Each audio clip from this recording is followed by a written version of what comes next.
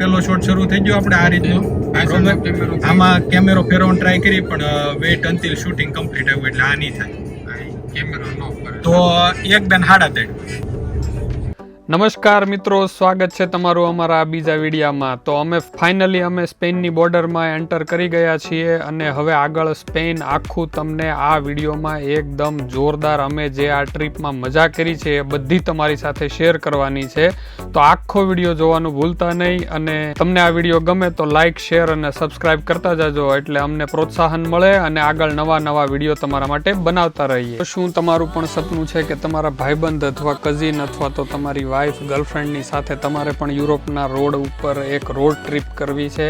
આજના આ વિડીયામાં તમને તમામ માહિતી આપવાની છે કે અહીંયાની બોર્ડરો કઈ રીતે હોય છે, અહીંયાના રસ્તાઓ કઈ રીતે હોય છે અને સ્પેનમાં ફરવાલાયક સ્થળો કયા કયા છે. આપણા સ્પેનની રોડ ટ્રીપનો આ બીજો વિડીયો છે. જો તમે પહેલો વિડીયો ન જોયો હોય તો એ પણ ડિસ્ક્રિપ્શનમાં લિંક છે, એ જઈ અને જોવાનું ભૂલતા નહીં. ફ્રાન્સનું ટોલ નાકું આવી રીતે આપણે જ્યાંથી એન્ટર થયા હોય ત્યાંથી ટિકિટ લાવીને અહીંયા ટિકિટ નાખવાની એટલે પેમેન્ટનું પૂછે આ રીતે. હવે ત્યાં પેમેન્ટ કરી દેવાનું એટલે દાંડા ખુલી જાય. લાવો વિમલભાઈ, કાર્ડ લાવો. બેઠો ને ત્યાં કેટલા માગે? 18.90 યુરો માગે છે ભાઈ. ક્લાસ 1 ની ટિકિટ. ક્લાસ 1 ની ટિકિટ છે. દાંડો ખુલી ગયો આપણો. બીજી કોઈ ટિકિટ આવશે કે ત્યારે? નહીં જવા દો. ખુલી જાય એટલે આવવા દેવાનું ભાઈ. ટિકિટ નથી લેવી ભાઈ. હવે ટિકિટ નથી લેવી. ટિકિટ આવી ગઈ ભાઈ. 1800 ઉડી ગયા, બીજું કઈ નો. મિત્રો, હવે આ વિડીયોમાં આગળ વધતા પહેલા મારે એક ખાસ વસ્તુ બતાવવાની રહી ગઈ. જે સ્પેનમાં અમે આવતા પહેલા ફ્રાન્સની બોર્ડર જ્યારે ક્રોસ કરી ત્યારે ફ્રાન્સમાં ઓર્લેન્સમાં અમે એક જગ્યાએ લંચ બ્રેક લીધો હતો. હવે આ જગ્યા છે એ પાર્ટ 1માં મારે એડ કરવાની હતી પણ રહી ગઈ. પણ આ જગ્યા એવી છે કે તમને બતાવ્યા વગર તો નહીં જ ચાલે. આ મારી પાછળ જે દેખાય છે એ ઓર્લેન્સના પવિત્ર ક્રોસનું કેથેડ્રોલ છે. તમે પેરિસનું નોત્રે ડેમ કદાચ ને જોયું હશે, પણ આ એનાથી ઘણું મોટું, ભવ્ય અને એક જોરદાર ચર્ચ છે. આની ખાસિયત એ છે કે આ ઉપર ટોચની જે ડિઝાઇન દેખાય છે ને એ કોઈ સામાન્ય પથ્થર નથી, પણ એક રાજાના મુગટની જેવી ડિઝાઇન બનાવવામાં આવી છે. આ શહેરનો ઇતિહાસ બહુ જબરજસ્ત છે. જોન ઓફ આર્ક જે ફ્રાન્સની વીરાંગણા ગણાય છે, એટલે ટૂંકમાં યુરોપના રાણી લક્ષ્મીબાઈ કહી શકો તમે. એણે આ શહેરને દુશ્મનોથી બચાવ્યું હતું. એટલે આ જગ્યા ઉપર અમે શાંતિથી ઊભા રહી, ગાડી પાર્ક કરી, લંચ કરી અને આ આર્કિટેક્ચર એન્જોય કર્યું. જો તમે બાય રોડ સ્પેન જતા હોય અને પેરિસની ટ્રાફિકમાં ફસાવો ન હોય તો આ ઓર્લેન્સમાં હોલ્ટ કરવો જોઈએ. મજા પડી જાય એવી જગ્યા છે. ચાલો, હવે પેટ પૂજા થઈ ગઈ અને દર્શન પણ થઈ ગયા. હવે ગાડી જવા દઈએ સીધી સ્પેન. તો ફાઇનલી હવે સ્પેનની બોર્ડરમાં આપણે આવી ગયા છીએ, બરાબર. અને પેલું સ્પેનનું ગામ ગયું, અહીંયાથી સ્પેન શરૂ થઈ ગયું, બરાબર. અને રોડ રસ્તા વ્યવસ્થિત છે જુઓ તમે. અને આ બધો પહાડી વાળો વિસ્તાર છે. જય માતાજી મિત્રો. તો આજે અમે આવ્યા હતા સ્પેન. સિટીનું નામ મને ખબર નથી. મદ્રિદ છે. તો આપણે પાન ખાવા અહીંયા એડ્રેસ મળી. એલો મારો સાંભળો નથી કરતા આમ નામ બોલ.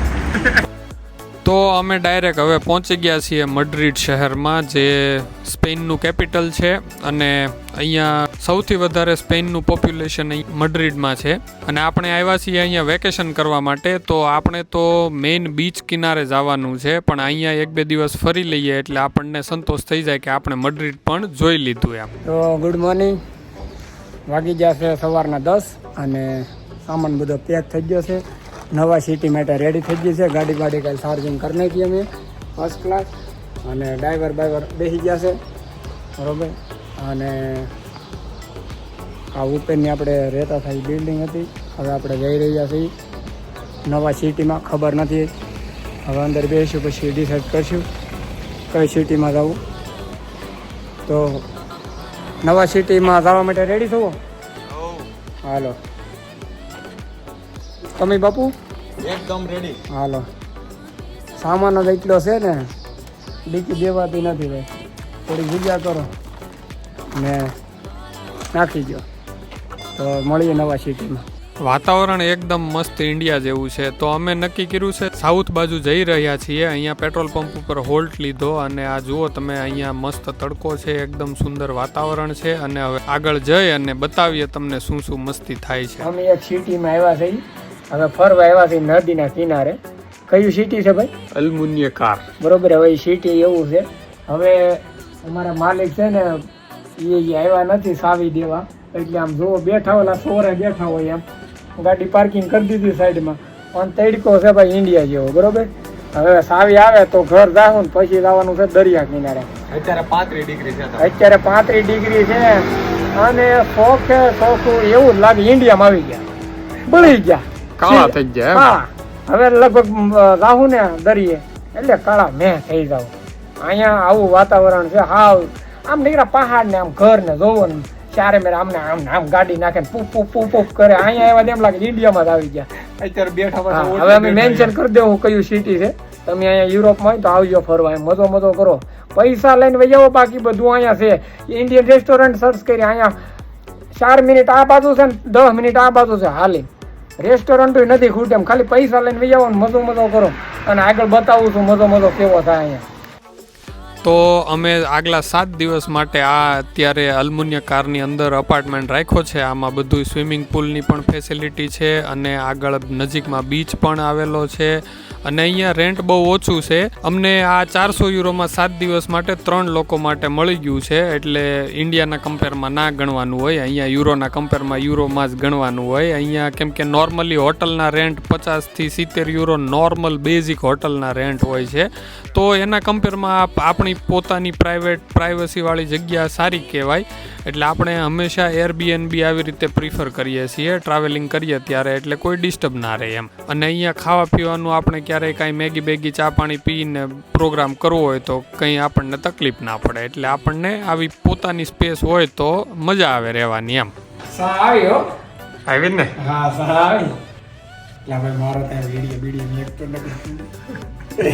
તો અમે અહીંયા હવે 7 દિવસ સાઉથ સ્પેનમાં ધમાલ મસ્તી કરવાના છીએ. અલ્મુનિયા કારમાં અત્યારે છીએ અને આગળ ઘણા બધા પ્લેસીસ વિઝિટ કરવાના છે. એના તમામ વિડીયો આગળ આવી રહ્યા છે. તો મારી ચેનલ સાથે જોડાઈ રહેજો. આ વિડીયો ગમ્યો હોય તો લાઇક શેર સબસ્ક્રાઇબ કરતા જાજો. અને આગળ હજી ઘણા બધા પ્લેસીસ જે સ્પેનના મુખ્ય છે એ આગળની સિરીઝમાં બતાવવાના છે. એટલે મારી સાથે જોડાઈ રહેજો. ખૂબ ખૂબ ધન્યવાદ આ વિડીયો જોવા માટે.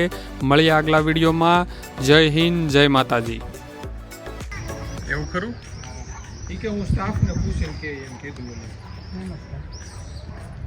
ભાઈ આપણે ભૂલીને આવ્યો